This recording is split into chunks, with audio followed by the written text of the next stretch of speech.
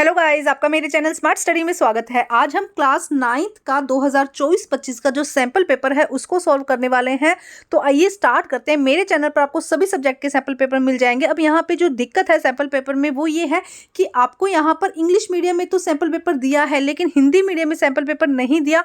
तो कोई प्रॉब्लम की बात नहीं है, स्मार्ट स्टडी के साथ आप की हर प्रॉब्लम का सॉल्यूशन आपको मिल जाएगा। यहाँ पे जो भी क्वेश्चन इंग्लिश मीडियम में दिए गए हैं, आप देख सकते हैं यहाँ पर जो भी क्वेश्चन इंग्लिश मीडियम में है, हम हिंदी मीडियम में उनको सॉल्व करके आपके सामने इनका आंसर्स देखेंगे। तो आइए देखते हैं सैंपल पेपर। जैसे कि आप लोग देख सकते हैं कि क्वेश्चंस पहले 20 क्वेश्चन जो है सेक्शन ए में ऑब्जेक्टिव टाइप है। तो आइए स्टार्ट करते हैं फर्स्ट इनके आंसर। तो देखो सबसे पहले क्या कहा गया, who was the propaganda minister of the Hitler. Who was the propaganda minister of Hitler. तो देखो इसमें से बताना है हेलमुथ, गोबेज, हिंडबर्गर एंड जोफिस। तो आइए देखते हैं इनके आंसर्स। तो देखिए हिंदी मीडियम में भी देखते हैं हम आंसर्स। देखो क्या कहा गया, हिटलर का प्रचार मंत्री कौन था। तो बी आंसर गोएबल्स, इसका आंसर सही हो जाएगा। बी आंसर यहाँ पे क्या हो जाएगा, करेक्ट हो जाएगा। उसके बाद सेकंड क्वेश्चन देखते हैं। सेकंड क्वेश्चन में क्या कहा गया, एक अभिकथन है और एक उसकी व्याख्या है। तो देखो क्या कहा गया है, समाजवादी निजी संपत्ति का विरोध करते थे। अभिकथन ये है। कारण यहाँ पे क्या कहा गया है, संपत्ति धारक केवल व्यक्तिगत लाभ के बारे में सोचते थे। तो हमें इसका आंसर देखना है। तो इसका आंसर ए आंसर सही हो जाएगा कि अभिकारण और कारण, अभिकथन और कारण दोनों ही सत्य हैं और कारण अभिकरण की सही व्याख्या करता है। तो ए आंसर यहाँ पे सही हो जाएगा। इंग्लिश मीडियम में देख लेते हैं एक बार। तो देख सकते हैं सेकंड क्वेश्चन एक बारी, the two statement are given below assessment and reason, read the statement, choose the correct option. Assessment क्या है, socialist oppose the privacy property and reason क्या है, property holder think only about the personal gain. तो देखो क्या कहा गया है, जो सोशलिस्ट हैं वो क्या करते हैं, प्राइवेट प्रॉपर्टी को क्या करते हैं, अपोज करते हैं, क्योंकि जो प्रॉपर्टी होल्डर है वो क्या है, सिर्फ अपने गेन के लिए, अपने फायदे के लिए बात करता है। तो देखो बिल्कुल सही है, दोनों ही असेसमेंट एंड रीजन दोनों ही सही है और उसकी एक्सप्लेनेशन की करेक्ट व्याख्या भी करता है। तो ए आंसर यहाँ पे क्या हो जाएगा, सही हो जाएगा। क्वेश्चन नंबर थर्ड देखिए, who sowed the build a cooperative community called New Harmony in Indian. A Karl Marx, second Tushar Nichols and Stalin and Robert Orman. तो आइए देखते हैं इसका आंसर।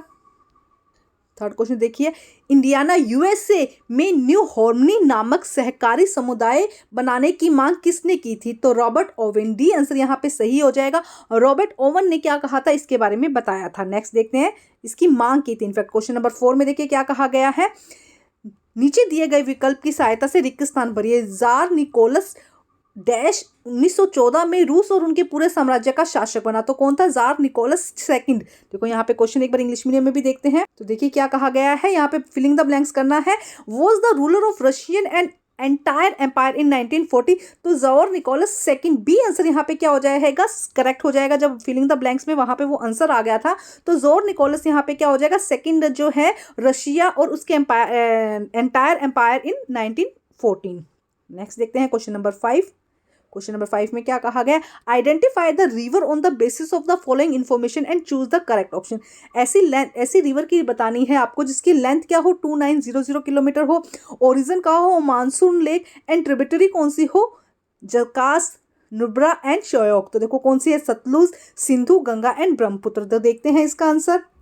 हिंदी मीडियम में क्वेश्चन देखते हैं, निम्नलिखित जानकारी के आधार पर नदी को पहचान कीजिए। लंबाई किस 2900 किलोमीटर हो, उद्गम क्या हो, मानसरोवर झील, और सहायक नदियां कौन सी हो, जस्कर, नुब्रा और शयोक। तो सिंधु नदी। बी आंसर यहाँ पे क्या हो जाएगा, करेक्ट हो जाएगा। क्वेश्चन नंबर 6 देखते हैं, लीनू नदी बहती है, लूनी नदी कहाँ बहती है, भारतीय रेगिस्तान में। क्वेश्चन देखते हैं 6 यहाँ पर। क्वेश्चन नंबर 6 देखिए, the Luni rivers flow throughout the Indian desert. D answer यहाँ पे क्या हो जाएगा, करेक्ट हो जाएगा। क्वेश्चन नंबर 7 देखते हैं क्या कहा गया है, match the following A and B column को मैच करना है। अरुणाचल प्रदेश, केरला एंड बिहार। यहाँ पे क्या, state having highest population density, state having lowest population density and state have highest literacy rate. तो लिटरेसी रेट का तो आपको पता ही होना चाहिए, केरला में सबसे ज्यादा है, यहाँ पे दिया गया ए बी सी में से। तो आइए देखते हैं एक बार आंसर इसका।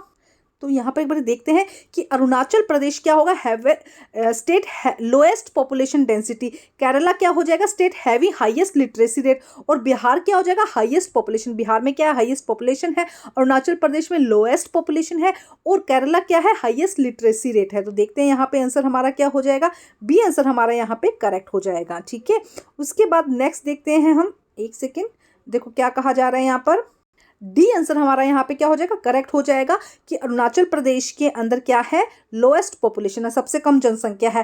केरला के अंदर क्या है, हाईएस्ट लिटरेसी मतलब जहाँ पे पढ़ाई बहुत ज़्यादा की हुई है, और बिहार के अंदर क्या है, हाईएस्ट पोजीशन है। तो इस तरीके का हमारा आंसर हो जाएगा, डी आंसर करेक्ट हो जाएगा। क्वेश्चन नंबर 8 देखते हैं क्या कहा गया है। Read the following information and choose the correct terms. Citizens have complete freedom to follow any religion, but there is no official religion. Government treat all religions, belief and practice with equal respect. Public square, supervision and justice. देखते हैं answer इसका। देखो क्या कहा गया है। नागरिकों को किसी भी धर्म धर्म का पालन करने की पूरी स्वतंत्रता है। इंडिया की अगर हम बात करते हैं तो सभी धर्म कैसे हैं, बराबर हैं। कोई भी व्यक्ति किसी भी धर्म को मान सकता है, लेकिन कोई आधिकारिक धर्म नहीं है, ऑफिशियली कोई भी धर्म नहीं है। सरकार सभी धार्मिक विश्वासों प्रथाओं का सम्मान करती है, बिल्कुल। तो इसे हम क्या कहते हैं, धर्मनिरपेक्षता। तो बी आंसर यहाँ पे क्या हो जाएगा, सही हो जाएगा। क्वेश्चन नंबर 9 देखिए क्या कहा गया। लोकसभा में अनुसूचित जातियों के लिए कितनी सीटें आरक्षित की गई है। बी आंसर 79 हमारा यहाँ पर सही हो जाएगा। क्वेश्चन नंबर 10 भी हम देख लेते हैं यहाँ पर क्या कहा गया है। क्वेश्चन नंबर 10 में अभिकथन दिया है और कारण दिया है। अमनेस्टी इंटरनेशनल एक अंतर्राष्ट्रीय मानवाधिकार संगठन है। अमनेस्टी इंटरनेशनल एक अंतर्राष्ट्रीय मानवाधिकार संगठन है। ग्वांतानामो पे अमेरिका नौसेना का नियंत्रण था। तो देखो क्या हो जाएगा, सी हो जाएगा कि अभिकथन तो सही है लेकिन जो कारण है वो गलत है। तो सी आंसर यहाँ पे सही हो जाएगा। क्वेश्चन नंबर 9 देखते हैं। How many seats are reserve in schedule caste in Lok Sabha. तो बी 79 यहाँ पे सही हो जाएगा। क्वेश्चन नंबर 10 में देखते हैं, सेशनल एंड रीजन क्वेश्चन है। Amnesty International is an international human right organisation, reason गवांटो by and control by American navy. तो सी आंसर यहाँ पे सही हो जाएगा कि एसेशनल तो करेक्ट है बट रीजन क्या है, इनकरेक्ट है। क्वेश्चन नंबर 11 देखते हैं। Which of the following argue is behaviour to democracy. People feel themselves free and equal democracy, ये सही है। Democracy is resolve conflict in better way to the others, ये भी स्टेटमेंट सही है। Democracy government is more accountability to the people, ये भी सही है। तो ऑल फर्स्ट सेकंड थर्ड तीनों ही यहाँ पर सही हो जाएंगे। देखो एक बार समझ लो कि पीपल जो लोग हैं वो क्या है, अपने आप को फ्री और इक्वल समझते हैं। लोकतंत्र के अंदर लोकतंत्र क्या करता है, लोग अदर जो दूसरे हम बात करते हैं उनके मुकाबले ज़्यादा क्या करता है, लोगों के जो प्रॉब्लम्स है उनको सोल्यूशन को, कॉन्फ्लिक्ट्स को, उनकी लड़ाई झगड़े को दूर करता है। क्योंकि राजा महाराजा वाला सिस्टम नहीं है ना, सब क्या है, लोकतांत्रिक है, न्याय की बात होती है। और democracy government is more accountable. Democracy के अंदर क्या है, गवर्नमेंट अकाउंटेबिलिटी है, मतलब उसे जवाब देना पड़ता है जो भी वो करते हैं। तो तीनों ही फर्स्ट सेकंड एंड थर्ड यहाँ पर डी आंसर सही हो जाएगा। क्वेश्चन नंबर 12 देखते हैं। Who among the following is a part of the political executive. District collector, secretary of minister of home affair, home minister and director general of police. निम्नलिखित में से कौन राजनीतिक कार्यपालिका का एक हिस्सा होता है। तो सी गृह मंत्री यहाँ पर सही हो जाएगा। क्वेश्चन नंबर 13 देखते हैं क्या कहा गया है। दक्षिण अफ्रीका में लोकतांत्रिक संविधान के निर्माण में इनमें से कौन सा सबसे प्रमुख अंतर्निहित संघर्षक था। दक्षिण अफ्रीका के लोकतांत्रिक संविधान के निर्माण जब हो रहा था तो इनमें से कौन से कई कारक दिए गए हैं, उनमें से कौन सा सबसे अंतर्निहित संघर्ष था। क्या था, एक तो रंगीन बहुमत और काले अल्पसंख्यक के बीच में, क्योंकि उनकी क्या थे, रंगीन और काले अल्पसंख्यकों के बीच की जो संघर्ष था वो सबसे मेन था। देखते हैं 13 क्वेश्चन इंग्लिश मीडियम में। इन Which of these the most salient underlying conflict on the making the democracy constitution in South Africa? Between South Africa and the neighboring, between man and woman, between white minority and the black majority, between the colored majority and black minority। तो D answer यहाँ पे क्या हो जाएगा, सही हो जाएगा। Question number 4 देखते हैं। Which among the following is not a member of the constitution assembly. ये क्वेश्चन बहुत इंपॉर्टेंट है। इन एमसीक्यूज, इन क्वेश्चंस को आपको करके जाना बहुत आप लोगों के लिए अच्छा रहेगा एग्जाम्स के लिए। भीमराव अंबेडकर, राजेंद्र प्रसाद, जयपाल और लॉर्ड कैनिंग। तो यहाँ पे क्या है, नोट, जो कि इस मेंबर का हिस्सा नहीं था। क्वेश्चन देखो, निम्नलिखित में से कौन संविधान सभा का सदस्य नहीं था। भीमराव अंबेडकर, डॉक्टर राजेंद्र प्रसाद, जयपाल सिंह और लॉर्ड कैनिंग। तो डी आंसर यहाँ पे सही हो जाएगा। लॉर्ड कैनिंग इसका हिस्सा नहीं था। क्वेश्चन नंबर 15 देखते हैं। निम्नलिखित में से कौन सा प्राथमिक क्षेत्र की गतिविधियों का एक उदाहरण है। बीमा, व्यापार, खनन एंड बैंकिंग। तो प्राथमिक आपसे पूछा जा रहा है प्राथमिक क्षेत्र की, तो प्राथमिक क्षेत्र की हो जाएगा खनन। सी आंसर हमारा यहाँ पे सही हो जाएगा। क्वेश्चन नंबर 16 देखते हैं। कार्यबल जनसंख्या के वे लोग शामिल होते हैं जिनकी आयु, कार्यबल जनसंख्या में कौन से लोग शामिल होते हैं जिनकी आयु 15 से 59 है, 18 से 60 है, 21 से 59 है, 24 से 60 है। तो हम यहाँ पे क्या कहेंगे, 18 से 60। 18 से 60 वर्ष का जो व्यक्ति है वो काम करने के लिए योग्य माना जाता है। उसके बाद देखते हैं हम क्वेश्चन नंबर 17 देखते हैं। अभिकथन दिया गया है और कारण दिया गया है। देखो क्या कहा गया है।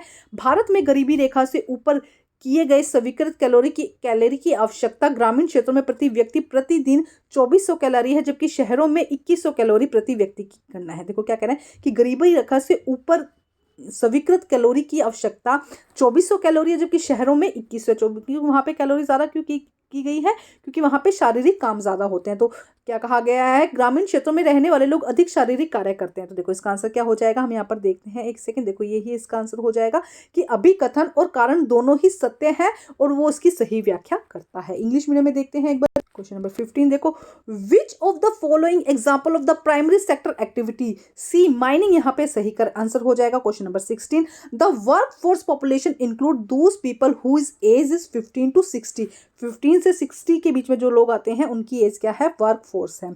उसके बाद 17 का आंसर देखते हैं, in India the accept calories requirement for above poverty line in 24 calories as per person in a day in rural area, while the 21 calories per person in urban area. Urban area में 21 calorie food की ज़रूरत होती है, जबकि जो rural area है वहाँ पे 24 कैलोरी की ज़रूरत होती है। दोनों ही सही है और उसका सही एक्सप्लेनेशन भी दिया जा रहा है। क्वेश्चन नंबर 18 देखते हैं हम, by which organization is poverty line assign in India, world bank, national sample survey organization, reserve bank India, election commission of India. बहुत ही आसान है।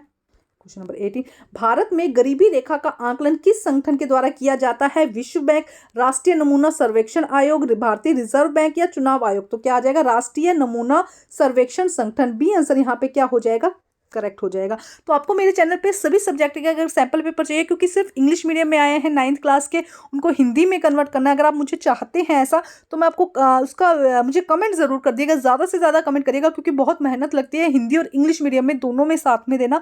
तो आप कमेंट कर दीजिएगा, मैं बाकी पूरा सैंपल पेपर भी आप लोगों के लिए हर एक सब्जेक्ट का बना दूंगी। अब हम देखते हैं क्वेश्चन नंबर 19, निम्नलिखित में से कौन खाद्य सुरक्षित प्रभावित श्रेणी है, भूमिहीन, पारंपरिक कारीगर, निराश्रित। तो देखो डी आंसर सही हो जाएगा, भूमिहीन, पारंपरिक कारीगर और निराश्रित। A first, second and third question में देखो क्या कहा गया, समझते हैं एक बारी। निम्नलिखित में से कौन सा खाद्य असुरक्षित प्रभावित श्रेणी है, खाद्य को लेकर जो असुरक्षित है, भूमिहीन वो है, जो पारंपरिक कारीगर है, या जो निराश्रित जिसके पास में कोई काम नहीं है, इन सभी को खाने की असुरक्षा है। ठीक है। उसके बाद क्वेश्चन नंबर 20 देखते हैं, अन्नपूर्णा योजना का लक्ष्य समूह है कौन सा है, गरीबी, गरीबी से नीचे, या निर्धन, वरिष्ठ परिवार, या सार्वभौमिक। तो निर्धन, वरिष्ठ, गरीब, जो ऐसे व्यक्ति जो क्या है निर्धन है, और वरिष्ठ नागरिक मतलब कि जो क्या है एज्ड है थोड़े से और निर्धन है, उन लोगों के लिए ये योजना चालू की गई है। अन्नपूर्णा योजना लक्ष्य का समूह कौन सा था। क्वेश्चन नंबर देखते हैं, which of the following is food insecure affected category. तो कौन सा आ जाएगा इसके अंदर, फर्स्ट, सेकंड, लैंडलेस हो जाएगा, ट्रेडिशनल एसेट्स हो जाएगा, और distributed. First, second and third तीनों आंसर हो जाएंगे। अब सेकंड देखते हैं, 20th क्वेश्चन देखते हैं, which is the largest target group of the Annapurna योजना। तो अन्नपूर्णा योजना का टारगेट ग्रुप कौन सा है, यहाँ पर C answer, integrant senior citizen. C answer यहाँ पे सही हो जाएगा। इसके बाकी के क्वेश्चन हम नेक्स्ट वीडियो में करेंगे। पहले आप कमेंट करिएगा कि क्या आप चाहते हैं कि इंग्लिश और हिंदी मीडियम का इस तरह से मैं आपको वीडियो बना दूं, क्योंकि हिंदी मीडियम में क्वेश्चन पेपर नहीं दिया गया है, लेकिन फिर भी मैं उनको सॉल्व करके आप लोगों के लिए हिंदी और इंग्लिश में बना दूंगी। ज़्यादा से ज़्यादा कमेंट करिए, ज़्यादा से ज़्यादा लाइक कीजिए, जिससे कि मैं और भी मुझे वीडियो बनाने का थोड़ा लगे कि हाँ आप लोग वीडियो देख रहे हैं। तो थैंक यू गाइज़।